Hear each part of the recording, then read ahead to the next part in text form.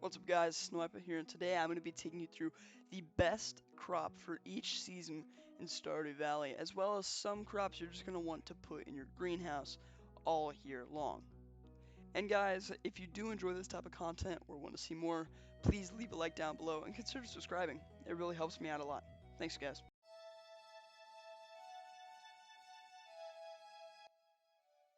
Do you know what time it is? It's Egg Festival time. So, the Egg Festival is your player's first event, and this festival allows you to complete an egg hunt to get your first hat in the game, the straw hat. But there is a more important reason to come to this event. At Pierre's little stand, you are able to purchase strawberries, which are sold at 100 gold per seed. The flavor text for these are plant these in the spring. It takes 8 days to mature and keeps producing strawberries after that. Now, starting on the 13th of spring, you are able to get a couple harvests in here, which with each strawberry producing 120 gold. And let's be honest, this seed is really important in the beginning of the game. So I recommend spending all your earnings on strawberries. Once you've done that, you can either complete the egg festival or straight up ditch it, like I'm gonna do.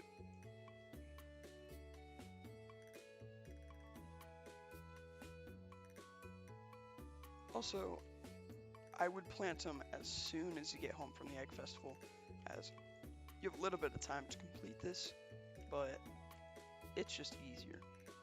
With each strawberry planted, it is now time for you to go to bed and water them every single day. So, with the 21st being your first harvest day and me harvesting all these strawberries with level 3 farming, no extra bonuses, no fertilizer, no speed grow, nothing, this is what you get. And your next harvest will only be in 4 days. The next harvest day would be the 25th. And again, just harvest these and I'll meet you in the end. And now, I will sell every single strawberry we earned.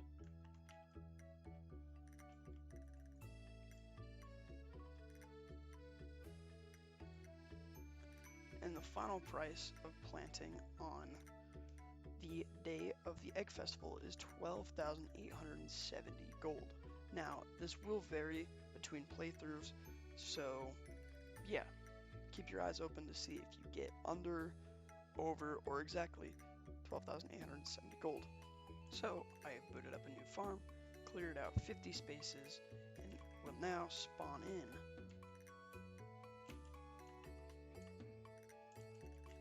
strawberry seeds. I will plant 50, and I will see how much money I make at the end of a full season. So, if you planted your strawberries on day 1 of year 2, you would have gotten 5 harvests. One on the 9th, 13th, 17th, 21st, and 25th.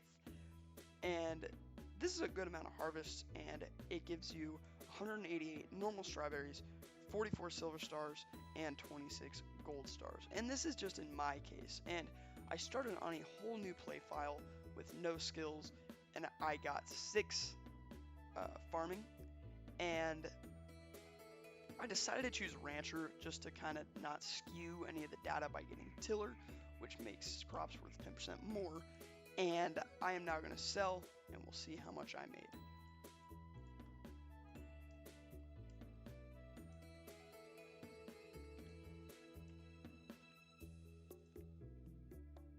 Time for the moment of truth. A whopping 33,840 gold.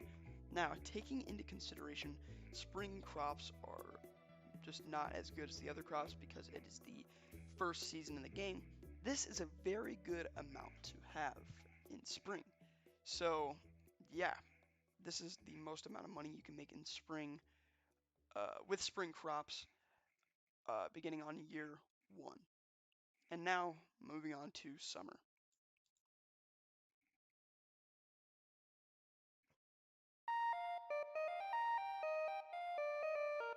So, in summer, in order to achieve the greatest crop on your farm, you will need to have your bus done. And there are two ways to do this. Either A, completing the JoJo Mart, or B, completing one of the community center bundles. For time's sake, and because I'm a filthy cheater, I'm going to use the JoJo Mart. But if you have a soul, you will use the community center. And with JoJo Mart, you have to spend 5,000 gold for a membership, and after that, you just have to purchase the other upgrades. Now that it's the next day, you are now able to purchase one of 5 upgrades. And, of course, since we want to go to Calico, we need to do the bus, which is worth 40,000. And now, one more night, and we are able to go to Calico Desert. Now that Pam has arrived, you are now able to buy a bus ticket for 500 gold, and head on over to the desert. Now, once you arrive in the desert, head on over to Sandy's shop. Now that you have access to Sandy's shop, you are now able to buy starfruit seeds for a whopping 400 gold per seed.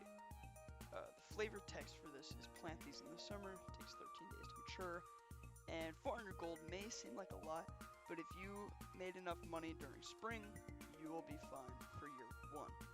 The other restraint on getting starfruit seeds is the accessibility to the desert, but if you are not able to get to the desert, that's alright. You can just buy blueberries, and they're also very, very profitable.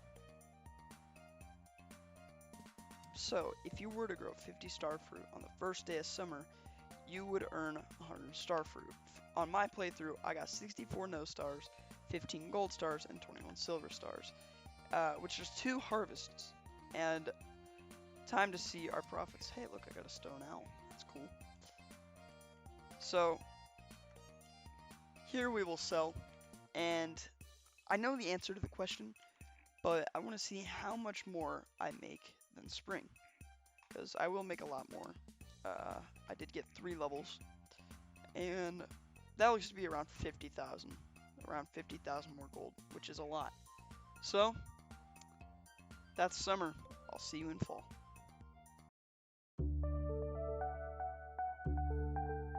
So, now in fall, you have a couple options.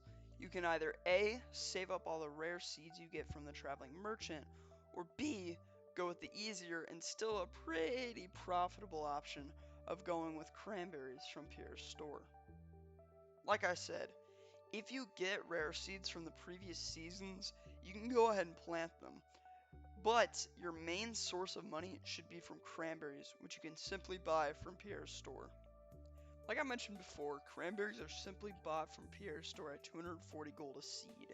The flavor text reads, plant these in the fall, takes 7 days to mature, and continues to produce after first harvest. Much like the strawberries, these produce throughout the entire season, and for every harvest you get 2 cranberries and a 10% chance to produce 1 or more. So, much like I did with the strawberries and the starfruit, I recommend spending all your earnings on cranberries.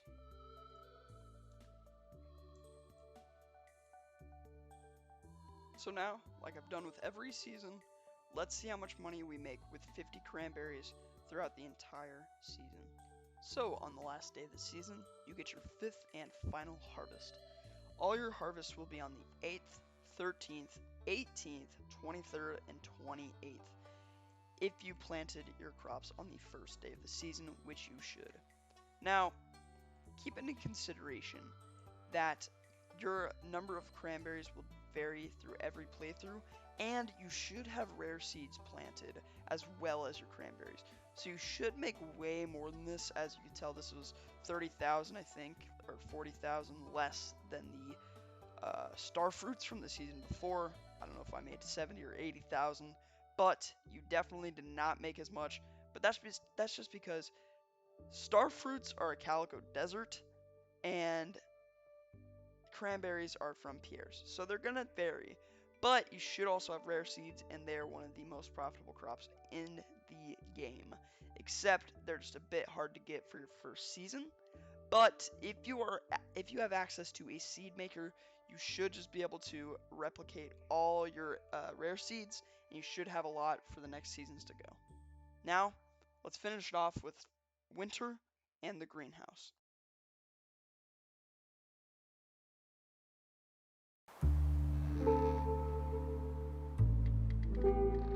So, I know what you may be thinking. How do you farm in the winter? And no, I'm not talking about the greenhouse. That'll be its own section after this one.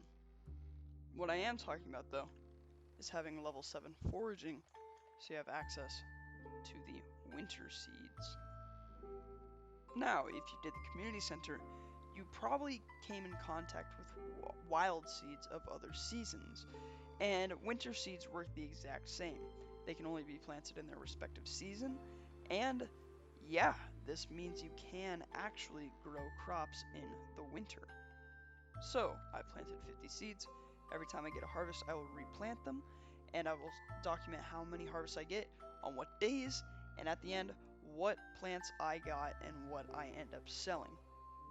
So, after the entire season, I got 3 harvests, one on the 8th, 15th, and 22nd, and this is what I came up with. It's pretty organized, and I do not have the level 10 foraging skill. In fact, I didn't even get the one that increases the profits. I decided to go with one that just does base value, even though you would have level 5 and you would have the better upgrade. But, nevertheless, here is what you end up with. I'm not going to rate it all out because it's a lot, obviously, but let's sell it. And let's see how much you can make from farming in the winter. And honestly, any amount is going to be better than none.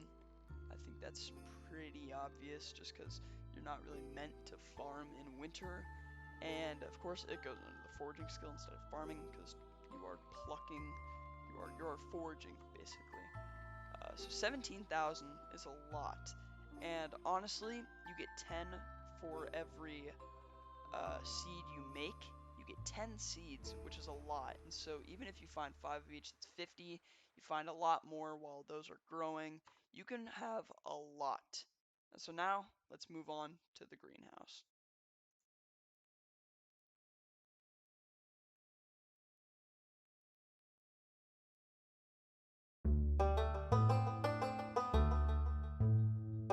So in the greenhouse, you are able to plant any crop in here all year long, and this opens up a lot of possibilities. But first off, I'm going to teach you proper sprinkler management. So here's the best possible sprinkler placement. So what we have here is 5 iridium sprinklers with pressure nozzles on them. So if you do not have access to any of these items, you can just properly space out any normal sprinklers, quality sprinklers, iridium sprinklers without pressure nozzles. Just, you can look up on the wiki, it gives you some guides. You can also, you can use this outer area as an area to house sprinklers, which I highly recommend as it saves you a lot of space, crop space. And as for crops in here, the best possible crop in my eyes is going to be the ancient seed. What I like to do is get one ancient seed, grow it, harvest it, put it in the seed maker, and while I'm doing that, the other spaces in the greenhouse are filled with star fruit, just for extra profit. And if you really want to go above and beyond, you can have kegs outside or inside. I do like having fruit trees lining the greenhouse, but you can get kegs outside. And honestly, if you just want to go the extra friggin' mile, you can go ahead and just get casks in your house. It really doesn't matter. You can do whatever you want, but if you really want maximum profit, even though it doesn't really matter, go for the casks. Alright guys, this is it. If you enjoyed the video or learned anything new, please let me know down in the comments below. Also, if I made a mistake or you want to suggest another video idea, please let me know in the comments down below as well.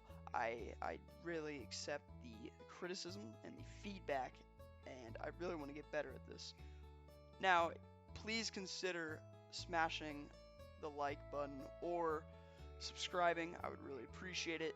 And with that, you guys, I'll see you guys in the next one. Later.